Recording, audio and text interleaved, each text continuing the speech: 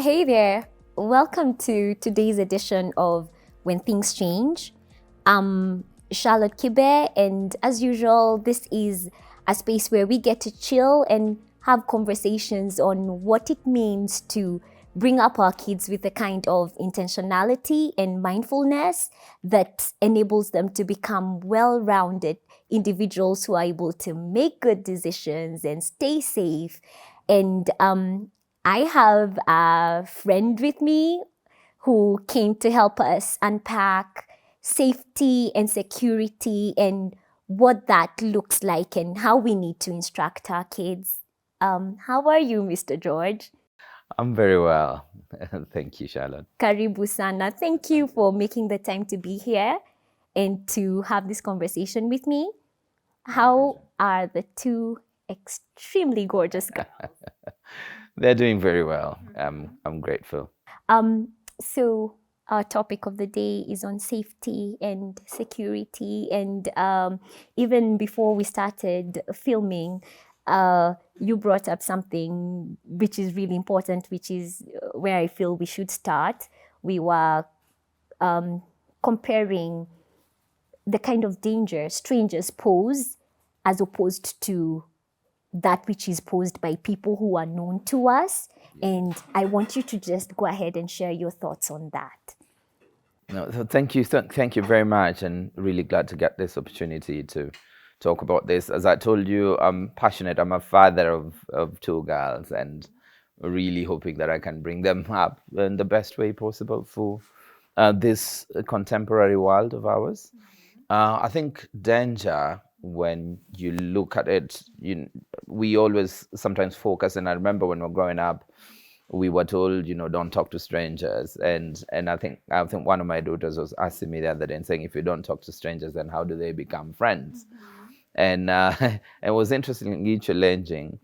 And while that has been emphasized, in terms of how you should behave around strangers, I think less is emphasized around, how to be cautious around people that that you're familiar with, or uncle so and so, or auntie so and so, so that children are equally still safe around people that they know. And as you mentioned, before we started, 90% of the incidents are with people that the children know. And so I think it's equally important to invest in that, and without, also pushing the children to be super conscious and cautious around relatives, around genuine uncles and friends. That should be part of their life and part of that growth. So it's a delicate balance, that you have to give them the basics of, this, setting the ground rules in terms of lines that people should not cross, whether they're uncles or strangers, and for them to be bold enough to speak up, both at that place of danger, but also speak up even after, to report the issues. Right. Yeah, And, you're not, as a parent, you're not trying to instill fear. You don't want your child afraid of the great big world. You want them to go out there, to be courageous, to meet people, and to enjoy every experience they get. So, as you're saying, it is a delicate balance. And I think we should start with the danger within, what you're talking about, the people who are around us. And even with that statistic that you've brought up, 90% of the harm that's done to children is by people who's known to them. Yeah. I want to know how you are handling that conversation with your two little ones. So it's been an interesting one in terms of discussing about being safe. I think it's been a combination of reinforcing, safety, and reinforcing confidence to speak up. So we have strived in our house to create a space where the children can voice concerns, in whatever form, and trying to bring up girls that are, and the younger one in my house is more vocal than the sister. I mean, she has a mind of her own, and she doesn't fear, speaking it. And so in that sense, just building that confidence that you can talk about things. You can talk about things that you don't like. You can talk about things that are not making you comfortable. And be able to speak, depending on who's around you. But as I say, it's been a nice delicate balance where we also want to tell them that you need to develop relationships. Relationships have a level of vulnerability, of friendship that needs to happen. So you cannot be super conscious, in every instance, but really just making very clear these are the boundaries. People should not touch you here, there, whoever they are. And then this type of talk should be talk that really brings your alarm bells up, so that they are aware of somebody coming in and probably saying, anybody who tells you about a secret that daddy should not know, or mommy should not know, or auntie should not know, or something like that, is one that should make you to be immediately sensitive as a child. And allowing them to interact safely with people, and to still be confident enough to say no, or to leave, or to say, no, I don't think that's the conversation that we should have, or would this be something that you'd tell me if mommy were here, or if daddy were here. And I love that you put it that way, that you and your wife are intentional about cultivating confidence, teaching your kids that it's okay to say no to anything that makes you feel uncomfortable. It's your right to guard your space, because every time you see a child who's poised, a child who knows about healthy boundaries, that didn't just come from nowhere. There is a parent somewhere who's very, very intentional in fostering that kind of courage, And the other thing that I've had said is how we introduce people to our children. Yes. Tell me about how you do that. Exactly. So I think that's an important one. Definitely, probably just pedaling back to the self-confidence. I think it comes from, the way we were brought up. So pretty timid, and respect elders, and do not, don't ask these questions, or don't do this. And there was the beauty in it of us being loyal, disciplined children. But we had to go against the grain to develop confidence, even to sit in front of a camera, or to speak to people. And this was not taught to us. And I think the world that our children are living in now is even requires that more, because there's a lot of times that you have to say no. But for us, yes, in our family, we have opened that door to to have conversations with our girls, to both about them, their lives, their aspirations, and their space, and just the protection of that space. And as you say, an interesting one, the introduction of people into there. So we are pretty cautious about that uncle so and so, especially because we have girls, and so you'd find me, if I refer to uncle, it's probably an inner circle friend of mine that I know that they are safe with, and in whatever way I deduce this safety to be. And then other people are introduced and say that's so and so. So they can tell, and then they see them in our lives, and they see how we interact, and still remembering, of course, that should this uncle be, try anything funny, which we hope will not happen, they would still know how to stop it, and how to speak up, both to the uncle and also to us. But we are cautious, both in terms of people that are coming into our space with the children, and just how they get introduced, and how we create a sense of safety when they are in our space. So it's not everybody that walks in that then we kind of embrace and bring into our space, but we are cautious in terms of how those interactions are done. But also really balancing so that the kids are not just on their tiptoeing and not feeling safe in their space and in their house. Right. I'm really big on that with my nieces and nephews, trying to make them understand, because what I have right now is my sister's kids. Two of my sisters have children, and I really peddle that narrative, telling kids at home is where you ought to be most comfortable. So anybody makes you uncomfortable here, tell mom, tell dad, tell me. They know I'm that auntie who's all up in their lives and all up in their business.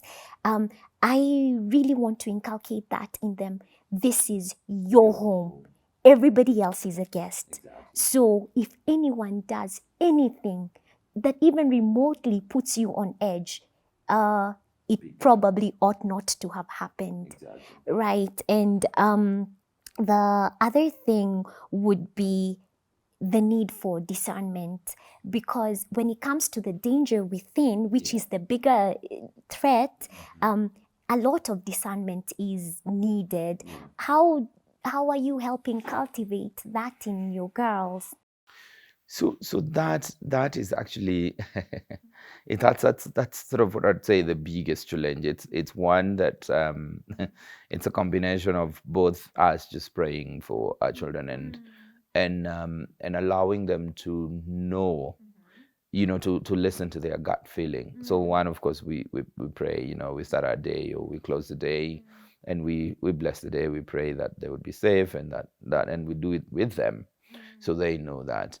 But we've also stressed to them that somehow there's a being, there's a spirit in you that is you, that speaks to you and tells you you're not safe here or you are safe here, and do not ignore that voice that tells you no, that wasn't right, or that was said like a joke but it wasn't a joke. You need to think about it. You need to tell somebody about it if should that happen to you at school, when you're playing around, or with with people that you play with as other children or an adult, because what we are finding out is, especially for us parents, we've been sometimes remedying adults, but we keep finding that there's a lot happening child to child, and in our schools, because children are coming from different households, from parents that are present, from parents that are absent,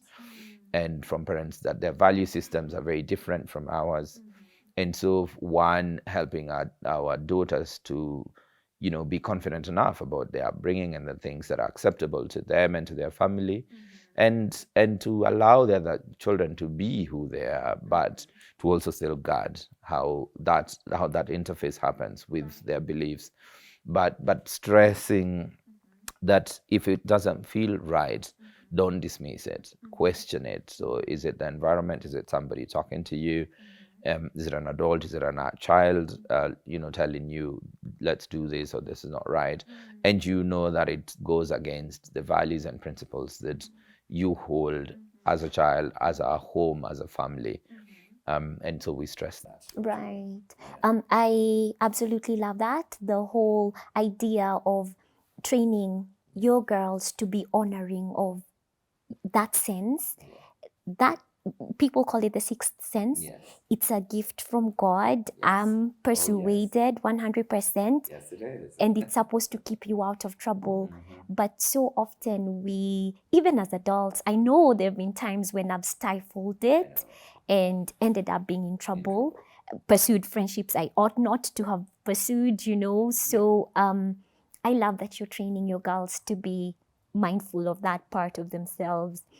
And the other thing that you brought up is about a danger, a certain kind of danger that's posed not by adults, but by children amongst themselves.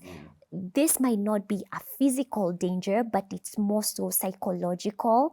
How are you training your kids to guard against that? So I think that's growing, especially in the context that we live in now, and particularly the context of our children. My daughters are 9, and the elder one is turning 11, and they're pretty impressionable, at the moment. Especially, the elder one, you want to look cool, you want to be accepted, in your group or in the people that you're interacting with. They are contending with online problems that we did not experience when we were growing up. And so I think what we've tried to do for ourselves is both to deal with a positive self-image for our children, taking them back to the fundamentals of, you're fearfully and wonderfully made by God, and you have your capabilities, and there are things that are bestowed upon you, and there are things that you're brilliant at, there are things that maybe you're not, but there's a uniqueness that forms you and that you should be proud of. That then allows that self-confidence, and not pompous self-confidence, but a self-confidence that with realism, that understands the value and the uniqueness that forms them as a person, and to be able to guard that. So while you can't guard peer pressure, because we have had this long conversation with my daughter of everybody in her class has a phone, and so why am I not buying her a phone? And she wants an iPhone and not any other phone. So we get into that conversation, but I'm like, okay, this, are you ready to do this, how are you using your tablet now, and all the other things. So to try and help them to understand themselves in their own space, and to be, while we're sensitive about, how children relate and how children are impressionable, and my peers have and I don't, and I remember, I reflect on my childhood to see the many things that I wanted and didn't get. So I'm cautious in that sense to explain, also sometimes even to just explain why they don't need it, or why it's not important to me. It might be very important to them, but I have other priorities that I feel are more important in their life at that moment. And in that sense, but creating the space for them to also express, so that it's not like we were shut down, that you could not even ask when we were growing up. But my daughter has the confidence of coming to tell me, I really need that phone. And when we discuss why, and me laughing to say, I don't even have the phone that you want, so, it has to be worked for, and there are many things. So I think it's creating that, personal and positive self-image, and the self-confidence that allows them to stand against the grain, but also supporting them to thrive, so that they guard against seeking that affirmation from other sources. So we reinforce it also at home, by continuously reminding them how much we love them. We verbalize it. We tell them how good they are. We tell them how proud we are of the achievements that they have made, and sometimes they don't, and we tell them, you live to fight another day, so that then they have the affirmation that they need, that allows them to, should somebody tell them otherwise, but my daddy says I am, or my mommy says and we've seen that helping them to, develop that appreciation of who they are and just what they bring to the world. Right. And I know what essentially we're talking about is safety and security, and I love that you should take it to the fundamental of it all, which is the person within, developing your child, because even the courage to speak up when a danger is posed, the wherewithal to discern that something is wrong in this situation, all that is made possible because of how you've helped form the child, the person within, rather. And we are going to take a short break right now, and we'll be back to hear more on what you have to say on this topic. So thank you for joining us for part one of this talk on safety, security, and George is also taking us a bit deeper with confidence and helping your children develop the vernacular to communicate when they're in distress or in any kind of danger. And we'll be right back with part two.